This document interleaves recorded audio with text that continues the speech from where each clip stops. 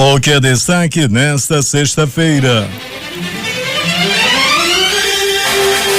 Números do primeiro trimestre apontam reaquecimento do polo industrial de Manaus. Funcionários municipais vão receber a primeira parcela do 13º no final de junho. Juíza manda prender ex-médico cirurgião plástico que mutilou mulheres em Manaus. 6 toneladas de queijo produzido em Altazes e Careiros são apreendidas no porto da Ceasa. Ataque a cassino nas Filipinas deixa dezenas de mortos e feridos. Justiça determina bloqueio de 800 milhões nas contas da JBS. Lula diz que já provou sua inocência e pede fim da palhaçada. Planalto acredita na prisão de Rocha Loures e Temer diz não ter medo de delação. Copa do Brasil. Chapecoense tem gol anulado e acaba eliminada pelo Cruzeiro. Após assaltos, bandidos são linchados na Cidade Nova e Aparecida. No Jorge Teixeira, outro foi espancado até a morte. Invasão onde PM foi morto era comandada por João Branco.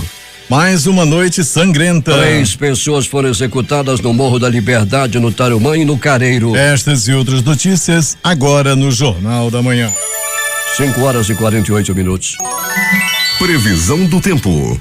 Se os últimos dias foram quentes no noticiário, na pele a sensação vai ser de um frio a partir de hoje. A atuação de uma massa de ar seco derruba as temperaturas pelo país e deixa algumas cidades em estado de alerta. Manaus amanhece de tempo instável. E chuvas localizadas. O dia fica com muitas nuvens e com curtos períodos de sol, diz o Centro de Previsão do Tempo e Estudos Climáticos do Instituto Nacional de Pesquisas Espaciais. O Climatempo fala em trovoada e chuva, mas só prevê 8 milímetros de precipitação pluviométrica. A temperatura é de 25 graus e a máxima não deve ultrapassar os 31 graus centígrados. A umidade do ar está em 93% e os ventos estão calmos com 4 km/h de velocidade. Hoje é sexta-feira, 2 de junho. É o 153º dia do ano. Faltam 212 para acabar 2017. Dia dos Santos Marcelino e Pedro. Comemoramos ainda o Dia Internacional da Prostituta. Rio Negro volta a subir. Com mais 1 centímetro na leitura de ontem, seu nível em relação ao mar estava em 28 metros e 97 centímetros. O Aeroporto Internacional Eduardo Gomes opera no momento sem restrições para pousos e decolagens. O que aconteceu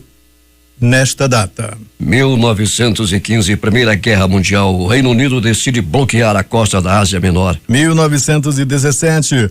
O Brasil revoga sua neutralidade na Primeira Guerra Mundial e aborda barcos alemães. 1941, Adolf Hitler e Benito Mussolini se encontram em Brenner, lá nos Alpes. 1945, o Papa Pio XII se pronuncia contra o nazismo, o qual já havia condenado em encíclicas anteriores. Em 1949, a Transjordânia passa a denominar-se oficialmente Jordânia, após anexar a zona oriental da Palestina. 1953, coroação de Isabel II, conheceram no Brasil como Elizabeth II, como rainha da Grã-Bretanha e Irlanda do Norte na Abadia de Westminster. 1957, mais de 2.000 cientistas de todo o mundo, liderados pelo químico e prêmio Nobel norte-americano Linus Pauling, pedem a suspensão dos testes com armas atômicas. 1963, o príncipe regente Faisal decreta a abolição da escravatura na Arábia, o último país do mundo em que ela existia. 1997, Timothy McVeigh é declarado culpado do atentado à bomba que destruiu um edifício federal em Oklahoma, matando 168 pessoas em 1995 e condenado à morte. 2015, Joseph Blatter renuncia à presidência da FIFA menos de uma semana após ser reeleito. Agora 5:51 em Manaus. Sejam bem-vindos ao Jornal da Manhã. Bom dia, Eduardo. Bom dia, Paulo. 2 suspeitos de roubo foram agredidos por populares após um arrastão no bairro da Cidade Nova, na zona norte da cidade, na noite de ontem. Um homem com identidade não informada foi agredido por populares após suposta tentativa de assalto a um taxista no bairro de Aparecida. Outro foi linchado ontem à noite por volta das 7 horas na rua 8 com Tapajós, bairro Jorge Teixeira, quarta etapa. Alberto Peregrini, a bandidagem está se dando mal. Pois é, Paulo, bom dia a você, bom dia Eduardo Silva, ouvintes do Jornal da Manhã. Nós temos noticiado aqui no Jornal da Manhã, Paulo, bandidos que estão morrendo aí por linchamento, né? Assim foi no Japinha, uns dias atrás, assim foi, eu acho que esse ano, Paulo, já chegamos muito perto, até o Valdir Corrêa comentava no programa dele ontem, muito próximo ao número de 10, né? Tá aí pertinho de 10 bandidos que já morreram por espancamento. A população já não aguenta mais, a população está fazendo justiça com as próprias mãos, o que não é recomendável, mas é isso que vem acontecendo. Esses dois da Cidade Nova foram agarrados, um conseguiu se evadir, mas posteriormente ele, em fuga em uma motocicleta, terminou sendo alcançado. Também foi linchado, não é, Pellegrini? O estado dele é grave, dos dois? Dos dois, Paulo, principalmente do que estava na garupa. Na hora da fuga, o da garupa caiu da moto. Aí a população chegou junto e bateu bastante. O outro ainda tentou fugir usando uma camisa da seleção brasileira. Quando ele parou para tirar a camisa, para não ser mais procurado pela camisa da seleção brasileira, aí pegaram ele também, Paulo, bateram muito. Os dois estão internados no pronto-socorro Platão Araújo. Perguntava pelo estado de saúde deles agora há pouco e nos foi passado, Paulo, que o estado deles é grave, dos dois. Um homem com identidade não informada foi agredido também por populares após tentativa de assalto a um taxista no bairro de Aparecida. De acordo com a Polícia Civil, o homem foi agredido e levado a um pronto-socorro. Outro foi linchado por volta das 7 da noite no cruzamento da Rua 8 com Tapajós, bairro Jorge Teixeira. Segundo testemunhas, o homem é suspeito de realizar um arrastão na região. Um comparsa dele, como já dissemos ainda há pouco, conseguiu fugir. Pois é, Pellegrini, e a população não aguenta mais a onda de assaltos e faz justiça com as próprias mãos. Pois é, Paulo, foi assim, nesse caso aí do bairro Jorge Teixeira, o homem que foi assassinado, Paulo, a violência foi tamanha que ele teve o crânio completamente estourado a pauladas. Um pedaço de perna manca, cheio de prego, apareceu por lá e as pessoas batiam com esse pedaço de pau na cabeça desse homem que ficou com o corpo, principalmente a cabeça, completamente mutilado. Foi no bairro Jorge Teixeira, é a segunda vez que se vão assaltar a lotação e se dão mal. Da última ocasião também, um saiu gravemente ferido e a situação aí, Paulo, o pessoal está realmente muito revoltado e foi assim ontem no bairro Jorge Teixeira. Pellegrini, daqui a pouco você vai contar em detalhes as 3 execuções acontecidas também no Morro da Liberdade, no Tarumã e no Careiro. Mas ontem muito engarrafamento no entorno do Amazonas Shopping em função do dia sem impostos, 80% de descontos em várias mercadorias e muita gente foi para aquele centro de compras causando engarrafamentos enormes, principalmente na Darcy Vargas, na Djalma Batista e também na Constantino Neri. Muita gente, Paulo, até mesmo como eu, quando chegou que botou o carro pertinho ali do estacionamento, já desistiu. Muita gente desistiu porque realmente, Paulo, muito carro, a movimentação foi tamanha devido aí a esses descontos sem impostos. A população teve aí uma ideia do quanto paga de imposto embutido aí nos produtos, né? As coisas que custam R$100 aí, estava sendo vendido a 20, 25, não era desconto, era só aquela questão do imposto, né, Paulo? As pessoas não tiveram uma ideia do quanto se paga de imposto nesse país. Pellegrini, o transporte coletivo da cidade está funcionando normalmente.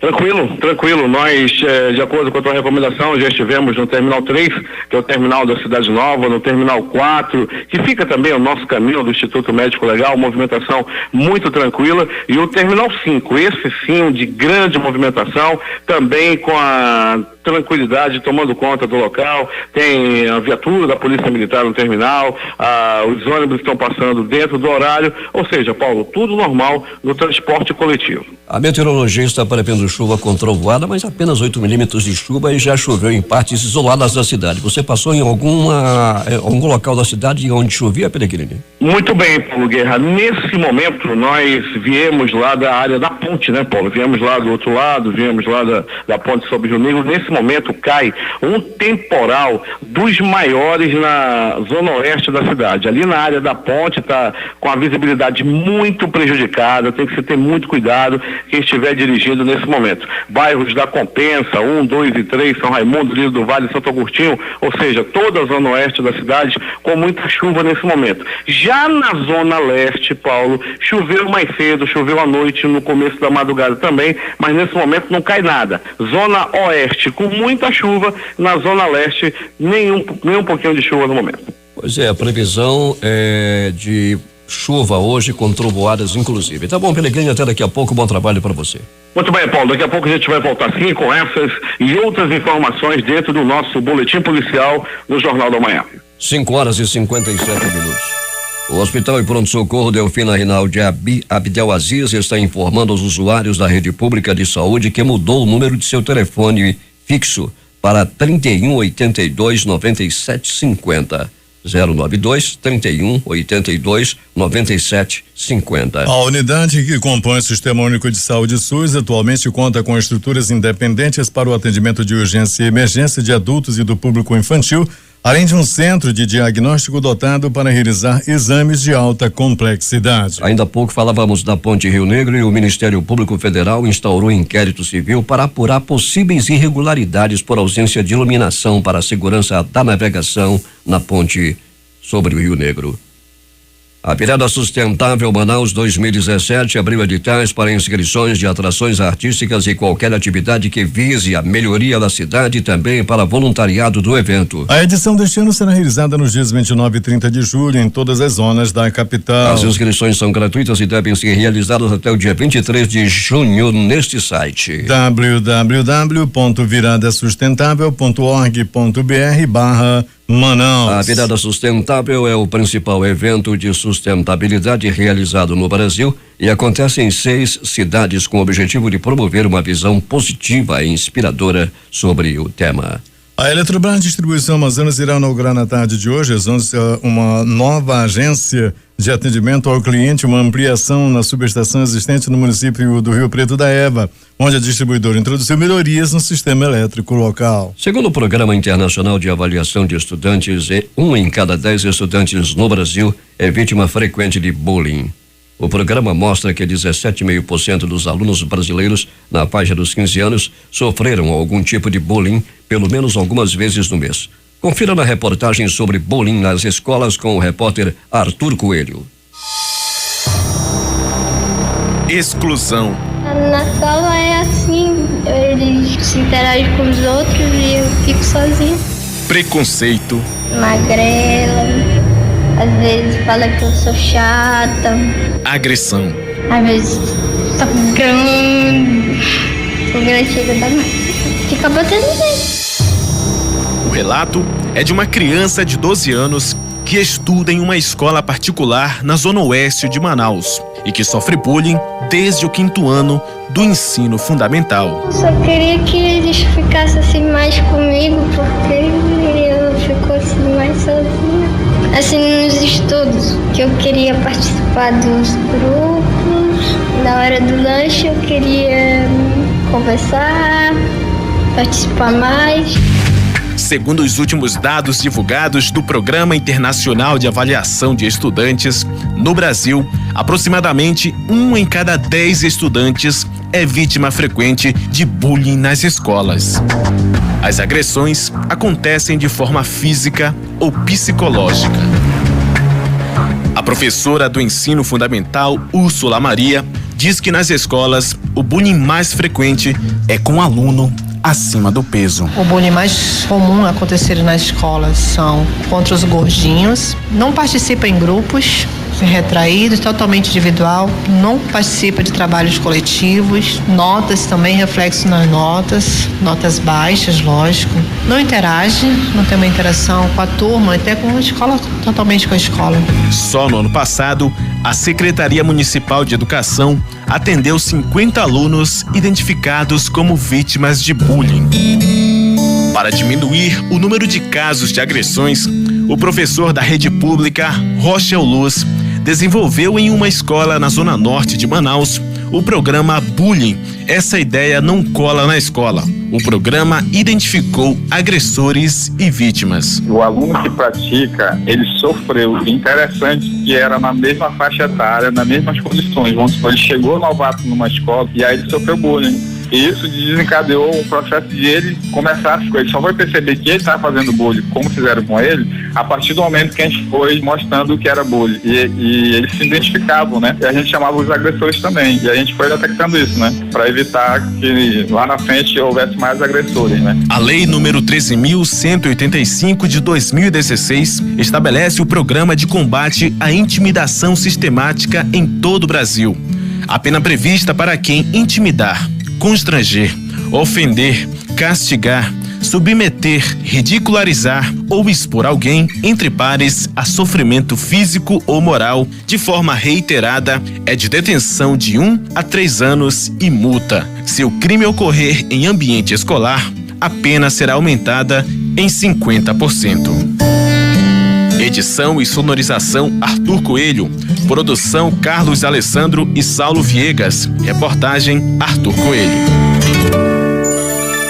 6h02 em Manaus, emissoras que retransmitem o Jornal da Manhã, Rádios Panorama FM em Itacoatiara. Alternativa de Alvarães. Bonjuna em Boa Vista do Ramos. Nova FM em Nova Olinda do Norte. Rio Madeira em Manicoré. Altazes FM de Altazes. Palmeiras FM em Manacapuru. Vale do Rio Madeira de Humaitá. Nova Luz FM Canutama. Anamã FM de Anamã. Maranhão FM em Maranhão. Rádio Cabocla FM de Altazes. Urucará FM em Urucará. Rádio Comunitária de Urucurituba. Rádio Urucurituba FM. Independência de Maués. Acompanha eu e você, Boca do Acre. Tucunaré e Anuri FM de Anuri. Iranduba.net. Rádio Gospel 7 de Manacapuru. Web Rádio Circuito FM em Altazes. O tempo em Manaus é instável e a temperatura é de 25 graus. Temos informações de Manacapuru, José Alberto Zegdeg. Muito bem, Paulo Guerra. O desvio de recursos do Fundeb para fins não explicados levou o Sindicato dos Profissionais da Educação do município de Manacapuru, Sinucam, a solicitar uma explicação por parte do Executivo sobre a sobra de recursos referente ao ano de 2016, que ultrapassam a cifra de R$1.600.000. Segundo a presidente do Sinucam, Maria Imaculada de Macedo, a medida foi tomada pela falta de interesse da Prefeitura em se manifestar quanto à publicação de um decreto no Diário Oficial dos Municípios que dispõe a sobra sobre o rateio das sobras de recursos do Fundeb na ordem de pouco mais de R$1.091.000 aos servidores efetivos do magistério no exercício 2016, mas que nunca foi cumprido o disposto no referido decreto. Para tentar entender o descobrimento, o Sinucam agendou uma reunião com o prefeito Beto D'Angelo, que não quis receber o sindicato. Mediante a essa situação, o sindicato recorreu à Câmara Municipal, que por sua vez solicitou uma audiência pública envolvendo sindicato, Secretaria de Educação, Conselho do Fundeb e Prefeitura. A audiência realizou-se na manhã da última quarta-feira, mas o prefeito Beto D'Angelo e o secretário de Finanças, Carlos Onetti, principal peça do imbróglio, não compareceram nem mandaram justificativo, o que causou estranheza em meio aos presentes. Mesmo assim, foi discutido o assunto e, por fim, perguntamos à senhora Imaculada, presidente do Sinucam, se ficou tudo esclarecido, e ela respondeu. Com relação ao rateio, sim, que era o decreto 227, 30 de março, e então houve a revogação agora, lida pela Comissão de Secretaria de Educação, de que não vai haver o rateio por conta de que não há obrigatoriedade do rateio pelo fato de a prestação de contas do ano passado ela ter excedido a 60%, porque assim, o rateio, na verdade, é quando há sobras, mas a gente sempre coloca que quando há negação de direitos, então não há sobras. E a nossa preocupação é justamente com a questão dos direitos. Senão, daqui a pouco, o governo federal vai entender que o município não precisa desse dinheiro todo, mas aí sem saber que são direitos que estão sendo negados e que precisam ser revistos. Então, para mim, a questão hoje está mais esclarecida nesse sentido. Já o presidente da Câmara, o vereador Francisco Coelho do PROS, não viu com bons olhos a ausência dos convidados principais que deveriam estar presentes para dar melhores explicações. Olha, é oportuna novamente a sua pergunta, o seu questionamento, e dizer que realmente nós não queremos fazer juízo de valor de forma precipitada, mas nós mandamos o convite para o secretário de Finanças, seu Carlos, e que realmente não compareceu. E a transparência não pode ser dada dessa forma, entendeu? Quem hoje está na frente do poder público tem que prestar os esclarecimentos à sociedade, tem que receber as categorias de classe, entendeu? Então eu aqui não quero execrar ninguém, mas a gente se lamenta a ausência do secretário de Finanças, tendo em vista que ele recebeu o ofício para comparecer nessa sessão de hoje. Coelho finalizou dizendo à população que a Câmara está vigilante e que as portas estão abertas para todos os segmentos. Para o Jornal da Manhã, Rede Difusora de Rádio, Zegdeg. 6h11 em Manaus. Mais de 6 toneladas de queijo foram apreendidas no início da noite de ontem no Porto da Ceasa, sob a alegação de que os produtos não estão de acordo com as normas de procedência estipuladas pelo Ministério da Agricultura e Pecuária. A apreensão foi realizada pela Agência de Defesa Agropecuária e Florestal do Amazonas, ADAF, e é questionada pelos produtores de laticínios. De acordo com os produtores dos municípios do Careiro da Várzea e de Altazes, cidades que se destacam na produção de laticínios do Amazonas, o queijo é tradicional e é comercializado nas feiras e supermercados da capital amazonense livremente. A Universidade Federal do Amazonas, por meio da Comissão Permanente de Concursos, abriu o processo seletivo de educação à distância 2017 para o preenchimento de 1.004 vagas em 5 cursos de graduação na modalidade de educação à distância no segundo semestre deste ano. São 4 cursos de licenciatura: Artes Visuais, Polos UAB de Tefé, Itacoatiara e Santa Isabel do Rio Negro; Ciências Agrárias, Polos de Coari, Maués, Manacapuru, Boa Vista em Roraima, Caracaraí também em Roraima e Amajari, lá em Roraima; Ciências Biológicas, Polos de Caracaraí, Mucajaí e São Luís do Anauá, todos em Roraima; e Educação Física, Polos UAB de Itacoatiara, Lábrea, Manaus e Maués; e um curso de bacharelado em administração pública nos polos de Manaus, Cruzeiro do Sul, no Acre e Tefé, aqui no Amazonas. O período de inscrição é de 14 a 29 deste mês de junho. Usuários da rede de saúde da Prefeitura de Manaus que precisarem retirar medicamentos nas unidades básicas devem apresentar a partir de agora, além da receita médica em 2 vias, o cartão nacional de saúde e um documento de identificação com foto. A exigência faz parte do processo de implantação pela Secretaria Municipal de Saúde Censa do Sistema Eletrônico de Controle de Dispensação de Itens Farmacêuticos, o SIS-Farma. O novo sistema, desenvolvido pelo Departamento de Tecnologia da Informação da Secretaria de Saúde, está sendo implantado desde fevereiro e atende à determinação do Ministério da Saúde para ampliar o controle na área de assistência farmacêutica em todos os municípios brasileiros. Segundo a gerente de assistência farmacêutica da Ciência, Miemuroia Guimarães, todos os servidores das UBS estão sendo treinados para que possam utilizar o sistema de forma rápida e eficiente, diminuindo o tempo de espera dos usuários. Miemuroia informa ainda que se o próprio paciente não puder comparecer à UBS, os medicamentos podem ser recebidos por outra pessoa. Os usuários, no caso, se tiver prescrição médica, esse usuário vai ter que se dirigir à farmácia com cartão SUS e o documento de identificação oficial com foto. Caso ele peça para uma outra pessoa, um familiar, um representante, para ir à farmácia receber o medicamento, então vão ser exigidos esses mesmos documentos desse representante que vai estar se dirigindo nas unidades de saúde da Censa. Cerca de 300 indígenas venezuelanos foram transferidos na tarde de ontem para o alojamento onde será oferecido o serviço de acolhimento institucional de adultos e famílias em uma quadra que funcionava o projeto Jovem Cidadão na Alameda Cosme Ferreira, no bairro do Coroado. Os venezuelanos serão beneficiados com abrigo, roupas, alimentos e acompanhamento social. A prisão preventiva do ex-médico Carlos Jorge Cury Mancilha, acusado de mutilar mulheres durante cirurgias em Manaus, foi decretada pela juíza titular da 11ª Vara Criminal da Comarca de Manaus, Eulinete Melo Silva Tribuzzi, ontem.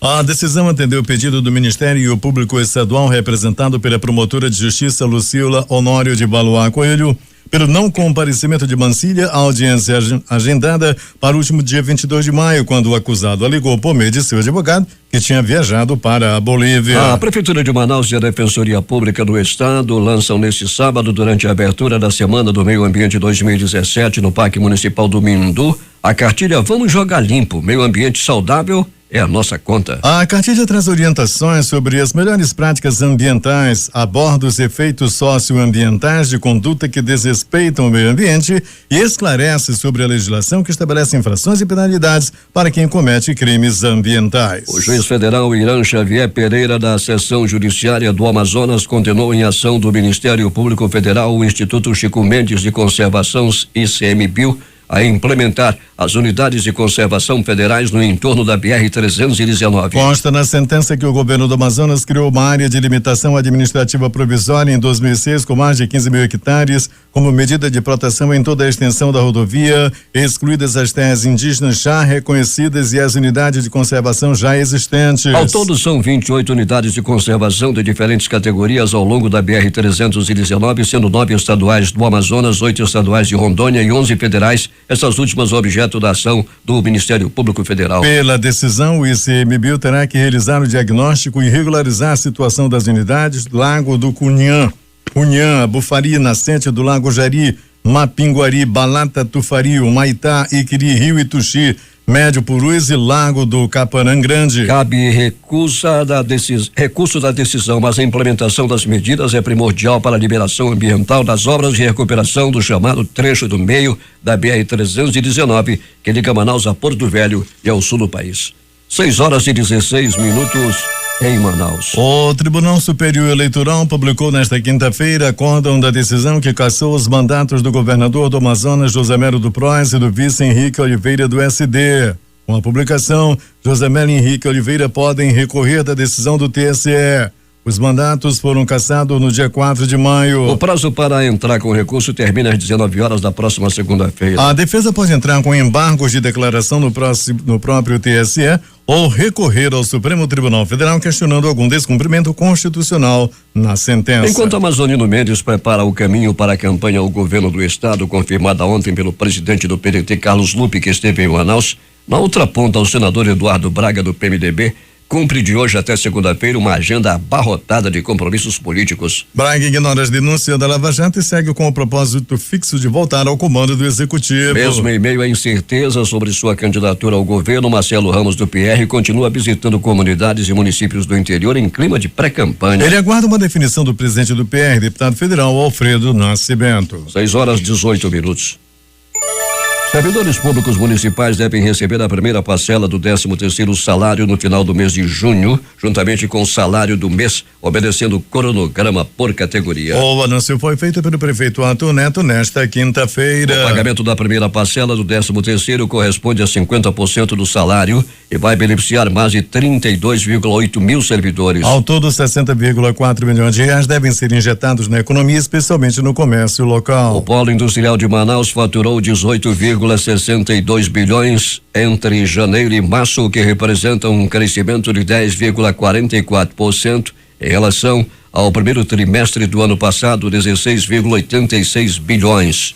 Em dólar, o faturamento do trimestre foi de 5,98 bilhões, significando um incremento de 35,87% na comparação com o montante apurado no mesmo intervalo de 2016, 4,40 bilhões de dólares. Ainda de acordo com as informações fornecidas pelas empresas incentivadas do Parque Fabril de Manaus, a mão de obra do Polo Industrial de Manaus em março foi de 84.520 trabalhadores, entre efetivos temporários e terceirizados. O número é 1,07% maior que o total registrado em março de 2016, 83.621 trabalhadores, e 0,92% inferior na comparação com o índice registrado em fevereiro deste ano, 85.308 trabalhadores. Já a média mensal acumulada no trimestre é de 85.347 empregos. O número é 0,36% inferior à média acumulada em 2016, que foi de 85.660. Nos primeiros 3 meses do ano, ocorreram 8.395 admissões e 7.513 demissões, perfazendo o saldo de 882 vagas ocupadas. Polícia. O suspeito de matar o policial militar Paulo Sérgio da Silva Portilho integra a quadrilha do narcotraficante João Branco, conforme aponta a Polícia Civil. Marcos Neves Serra, de 19 anos, conhecido como Já Morreu, se apresentou na tarde da quarta-feira na sede da Delegacia Geral na zona centro-sul da cidade.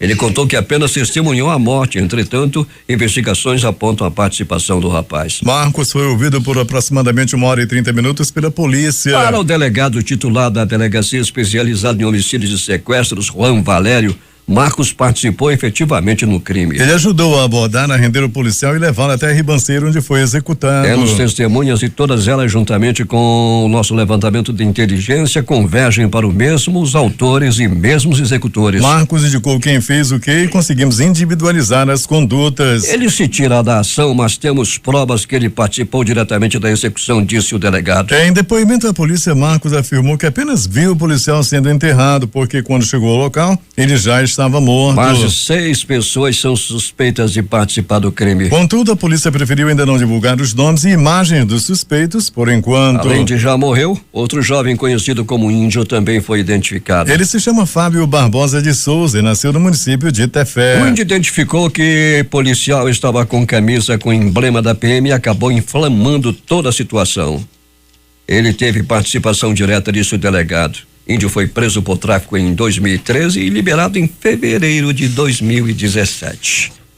6h25. Alberto Pellegrini traz os acontecimentos da noite e madrugada. Muito bem, Paulo Guerra e ouvintes do Jornal da Manhã. Muito bem colocada essa matéria aí, Paulo Guerra, do bandido, desse já morreu safado. Já morreu não vale nada. É um dos bandidos que matou aí o policial. Esse já morreu não vale nada. Velho safado, o já morreu. Polícia! Pronto socorro, 28 de agosto. Um homem deu entrada vítima de agressão física. Apanhou muito ali na área do bairro da Matinha. Não se sabe ainda o motivo pelo qual esse homem levou uma pisa. Continua internado em estado grave o estudante do colégio da Polícia Militar que teve o corpo queimado por um bandido. Infelizmente, o bandido que ateou fogo no estudante de 14 anos do colégio da PM se apresentou à polícia, onde foi ouvido e liberado.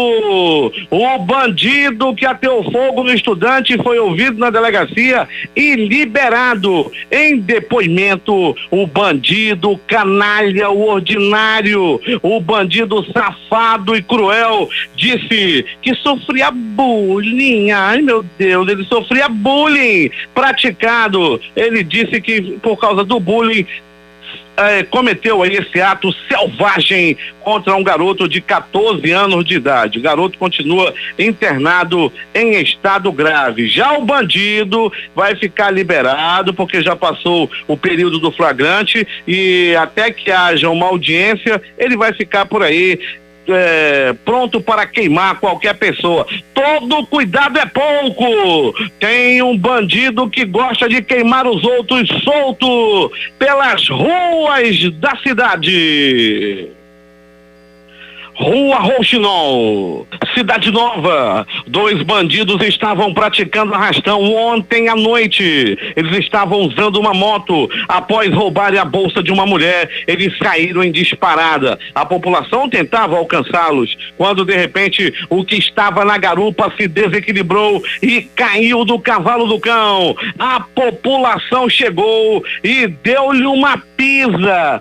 Pense numa pisa. Eram murros, chutes, socos, pontapés, pedradas, pauladas, até que a polícia chegou e evitou que a morte acontecesse. O que foi embora na moto usava uma camisa da seleção brasileira. Quando tentou tirar a camisa para se disfarçar, aí a população chegou junto também e deu-lhe também uma pisa. Os 2 estão internados no pronto-socorro Platão Araújo e estão no bico do urubu. Urubus estão voando em cima do pronto-socorro Platão Araújo. Até aquele pássaro que faz aquele, que chama o rasga-mortalha, já se ouviu cantar lá na área do pronto-socorro Platão Araújo. E quando a rasga-mortalha canta, meu amigo, aí não tem pra ninguém, é saco na certa. E esses 2 bandidos estão lá no Platão Araújo.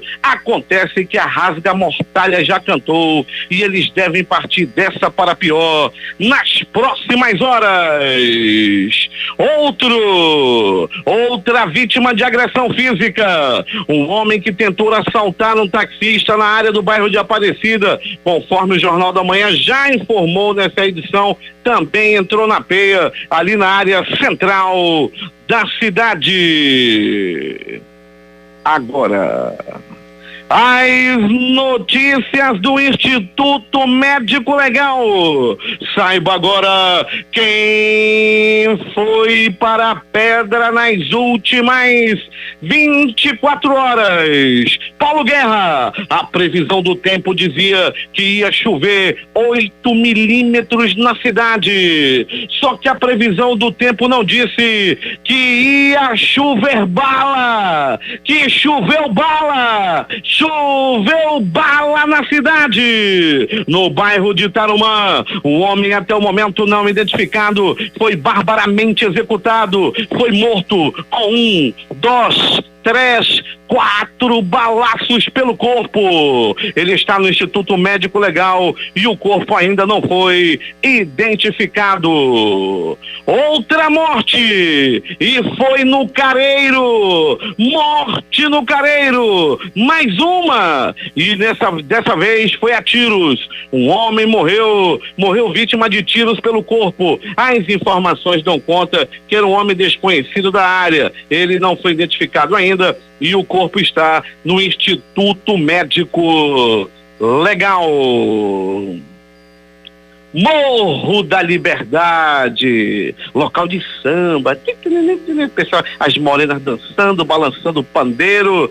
Só que agora no morro, a noite passada no morro, não teve samba, teve bala, teve morte. Um homem foi executado no bairro Morro da Liberdade com 1, 2, 3, 4 balaços pelo corpo. A vítima dançou, mas não foi samba, dançou na vida e encontrou a morte no bairro Morro da Liberdade. A equipe de perícia técnica e científica ao comando do Dr. Jefferson Mendes esteve no local e fez todos os procedimentos no local.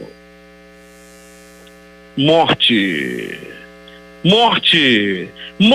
no bairro Jorge Teixeira. Arrastão, perseguição e morte de bandido no bairro Jorge Teixeira, mais precisamente na rua 8. Bandidos estavam praticando arrastão. Quem eles viam pela frente estavam levando celulares, bolsas, pertences em geral das pessoas, até que eles resolveram entrar no ônibus lotação, no ônibus amarelinho, aquele aqui da Zona Leste que o cara passa, Jorge Teixeira, João Paulo, alô, pessoal do Armando Mendes, entra, tá lotado. O ônibus não cabe mais ninguém, ele tá chamando. Essa é a lotação que todo mundo conhece aqui na Zona Leste da cidade. Pois bem, dois bandidos entraram nesse ônibus lotação, anunciaram o assalto. Rapaz, na hora que estavam tentando fugir, os populares, os passageiros foram atrás desses bandidos e pegaram um deles. Um conseguiu fugir, outro a população pegou e foram murros, chutes,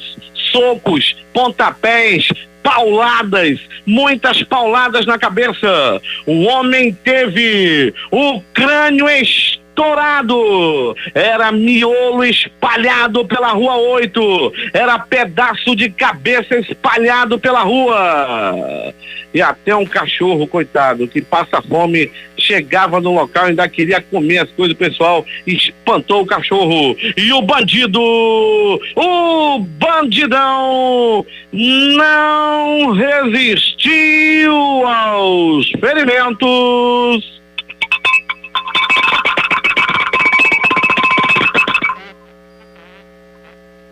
e morreu no bairro Jorge Teixeira. Somente este ano 10, muito mais de 10 bandidos já partiram dessa para pior na mão de populares. Não é recomendável, mas a população está fazendo justiça com as próprias mãos. O Instituto Médico Legal realizou nas últimas 24 horas 52 exames de corpo de delito. Dentre esses, uma mulher que foi vítima de agressão, foi vítima de violência doméstica. O marido enciumado, ele 36 anos de idade, está desconfiado que está sendo passado para trás por um homem de aproximadamente 68 anos de idade. Esses velhinhos acima de 60 estão cada vez mais enxeridos. A reportagem foi de Alberto Pellegrini para o Jornal da Manhã. Os números das loterias.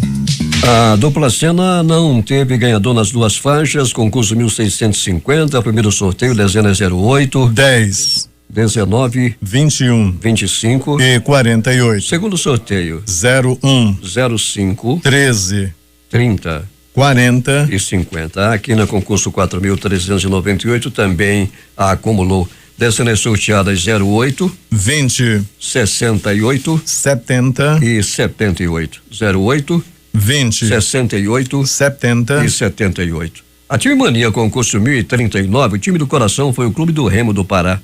As dezenas sorteadas foram 20, 21, 31, 37, 49, 62, 68, 20, 21, 31, 37, 49 62 e 68. O prêmio acumulou e está acumulado em mais de 26 milhões de reais. 6 horas e 37 minutos. Esportes.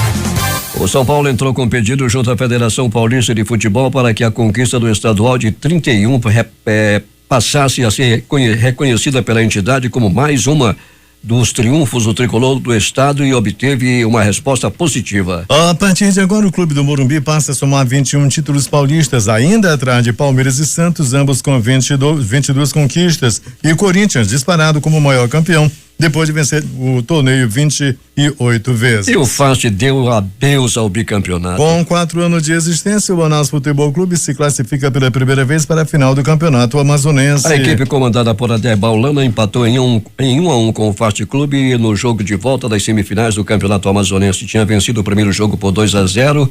Nesta quinta-feira o jogo foi realizado na Arena da Amazônia. Outros jogos de ontem em Copa do Brasil. Chapecoense 0, Cruzeiro, também 0 Cruzeiro classificado. Muita confusão após o jogo. A Chapecoense teve um gol anulado com acerto do árbitro, já que o jogador estava impedido. E assim o Cruzeiro se classificou. A Copa Sul-Americana. Rio Negro, Águilas 1, Racing também 1. Deportivo Cuenca 1, Oriente Petroleiro 1. Comerciante Unidos 1, Boston River também 1. Jogos de hoje. Às 16 horas, amistoso França e Paraguai. 17 horas, nós teremos Copa do Brasil, Sub-20, Vasco e Atlético Mineiro. A Série B do Campeonato Brasileiro prossegue nesta sexta-feira com a realização de 3 partidas pela 4ª rodada. América de Minas Gerais e Paysandu em Belo Horizonte. Oeste CRB na cidade paulista de Itápolis, Ceará e Londrina em Fortaleza. No sábado, jogarão Santa Cruz e ABC no Recife, Vila Nova e Guarani em Goiânia e Internacional e Juventude em Porto Alegre. 3 partidas já foram realizadas pela 4ª rodada. Paraná 2, Goiás 0, Figueirense 0, Boa Esporte Clube 2 e Brasil de Pelotas 2, Náutico 0. O líder da Série B é o Paysandu, seguido pelo Juventude e o CRB, todos com 7 pontos ganhos. Últimas notícias. A Petrobras poderá aumentar a frequência de reajustes dos preços dos combustíveis caso confirme uma avaliação preliminar de que as correções feitas pelo menos uma vez por mês não têm se mostrado suficientemente eficientes para acomodar a volatilidade, afirmou a petroleira em um relatório publicado ao mercado ontem. A balança comercial brasileira acumula superávit de 29 bilhões de dólares de janeiro a maio deste ano. O saldo positivo é o maior para o período desde o início da série histórica em 1989. Em maio, a balança teve superávit de 7,661 bilhões de dólares, recorde mensal. Os dados foram divulgados ontem pelo Ministério da Indústria, Comércio Exterior e Serviços. Ainda sob o impacto do crescimento de 1% do PIB no primeiro trimestre, o IBGE divulga o desempenho da indústria no mês de abril. Em março, o número foi positivo. O ministro da Fazenda, Henrique Meirelles, disse que uma das contribuições da agenda econômica posta em prática em 2017 é a criação de um conjunto de regras que permite à economia funcionar normalmente, mesmo quando está sujeita a novas realidades e às perturbações de diversas naturezas. O ministro acrescentou que há também um conjunto de leis que ajudam a estabilização e comparou a economia ao dia a dia das pessoas que precisam estar preparadas para situações como perda de emprego, doença e acidente. Neste caso, em termos pessoais, se procura fazer poupanças ou seguros quando possível, fazendo relação aos ajustes da economia. Rodrigo Janot voltou a pedir ao Supremo a prisão de Rocha Loures depois que o ex-assessor do presidente Temer perdeu o mandato parlamentar. O temor de auxiliares do governo é que isso acabe influenciando uma delação premiada do ex-deputado flagrado com uma mala com R$500 mil de propina da JBS. Ontem à noite, a Justiça Federal determinou o bloqueio de R$800 milhões das contas de Joesley Batista, dono da JIF, controladora da JBS. A semana que poderia terminar melhor do que começou para o presidente Michel Temer não terá um desfecho tranquilo. O Planalto acredita que o ministro Edson Fachin, relator da Lava Jato no Supremo, deve atender ao novo pedido de prisão do ex-assessor especial de Temer, Rodrigo Rocha Loures, flagrado com uma mala de dinheiro da JBS. A avaliação é feita com evidente irritação. O governo diz que Fachin tem sido agressivo e o acusa de jogo casado com a PGR. Auxiliares do presidente tentam minimizar o potencial de estrago que uma possível decretação de prisão de Rocha Loures pode ter sobre a já conflagrada base do Congresso. Dizem que Janot e Fachin estão seguindo o roteiro já previsto. Por isso que não tinha nenhum receio sobre uma possível delação de Rocha Loures. Disse que o ex-assessor, chamado por ele mesmo de homem de sua estrita confiança, não tem nada que possa comprometê-lo. 4 dos 11 ministros do Supremo Tribunal Federal votaram a favor da liminar somente para atos ligados ao cargo, o chamado foro privilegiado, direito que parlamentares e ministros têm de serem investigados e processados criminalmente apenas na corte. O julgamento, porém, foi interrompido nesta quinta-feira pelo ministro Alexandre de Moraes, que pediu mais tempo para analisar o assunto. Não há data para a continuidade do julgamento e uma decisão final do STF que venha a mudar a atual regra. Até a interrupção já haviam votado pela restrição do foro os ministros Luiz Roberto Barroso, relator do caso, Marco Aurélio Melo, Rosa Weber e Carmen Lúcia. A alteração da regra depende de ao menos 6 votos dentre os 11 ministros. O ex-presidente Luiz Inácio Lula da Silva afirmou nesta quinta-feira, ao discursar na abertura do 6º Congresso Nacional do PT, em Brasília, que já provou a inocência e pediu o fim da palhaçada das acusações contra ele. Lula é réu no âmbito das operações Lava Jato e Zelotes. O Ministério Público Federal o acusa, por exemplo, de ter sido beneficiado com o esquema de corrupção que atuou na Petrobras, o que o ex-presidente sempre negou. Esse país não comporta mais viver nessa situação de achincalhamento e o Partido dos Trabalhadores tem de dar uma resposta clara para a sociedade, acrescentou Lula. No Congresso do PT, que irá até amanhã, o partido elegerá o novo presidente nacional da sigla. Até a noite desta quinta-feira havia 3 candidatos, todos envolvidos com Lava Jato. Senadores Gleice Hoffmann, do PR, e Lindbergh Farias, o Lindinho, além de um nome ligado ao movimento negro, José de Oliveira. O presidente da Venezuela, Nicolás Maduro, anunciou nesta quinta-feira que a nova Constituição do país, que será redigida pela Assembleia Constituinte, convocada por ele, passará por um referendo. Maduro convocou a eleição de uma Assembleia Constituinte para, segundo ele, alcançar a paz na Venezuela, mergulhada em uma grave crise política e econômica. A oposição considera a formação da Constituinte uma fraude. O presidente dos Estados Unidos, Donald Trump, anunciou ontem a saída de seu país do Acordo de Paris sobre mudanças climáticas, mas prometeu negociar um retorno ou um novo acordo climático em termos que considere mais justos para os americanos. Ele disse que o atual documento traz desvantagens para os Estados Unidos para beneficiar outros países e prometeu interromper a implementação de tudo que foi legalmente possível imediatamente. A Itália celebrou com uma parada militar com 4.000 pessoas, entre militares e civis, nesta sexta-feira, a Festa da República, que relembra os 71 anos do referendo que pôs fim à monarquia no país. Pelo menos 36 pessoas morreram depois de um atirador ter atirado num cassino de Manila, capital das Filipinas, e disparar contra clientes e ateado fogo à mesa de jogo no que terá sido uma tentativa de um assalto, segundo informações avançadas por um porta-voz do presidente Rodrigo Duterte. Entre os mortos estão 13 funcionários do resort e 22 clientes.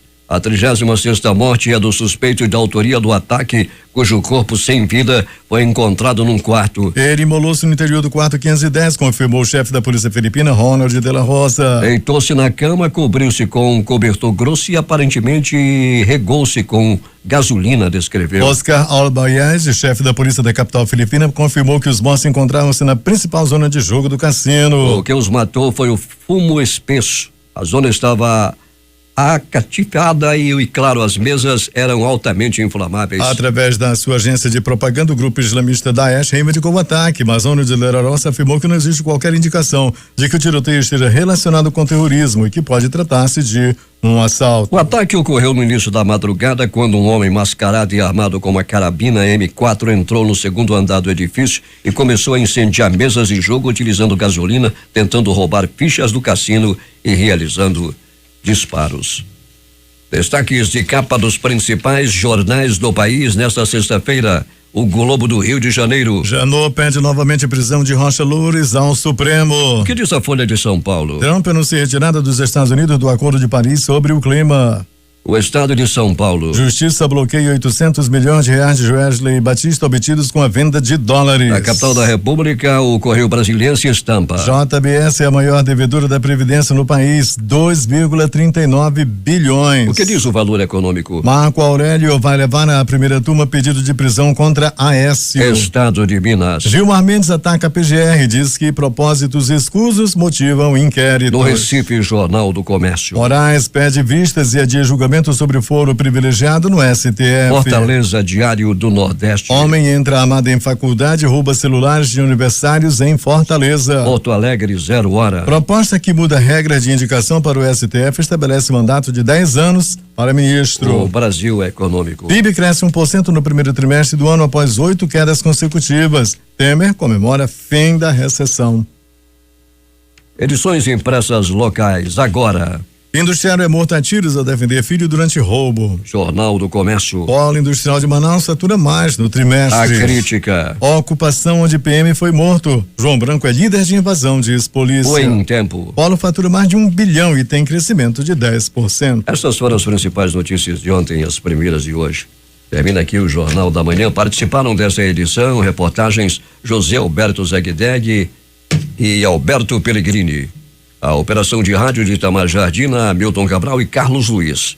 A apresentação, Eduardo Silva e Paulo Guerra. Nossa próxima edição, amanhã às 5h45. Tenham todos um bom dia.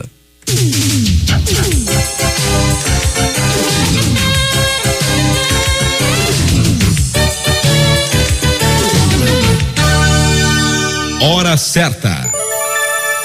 Manaus, 6 horas e 51 minutos.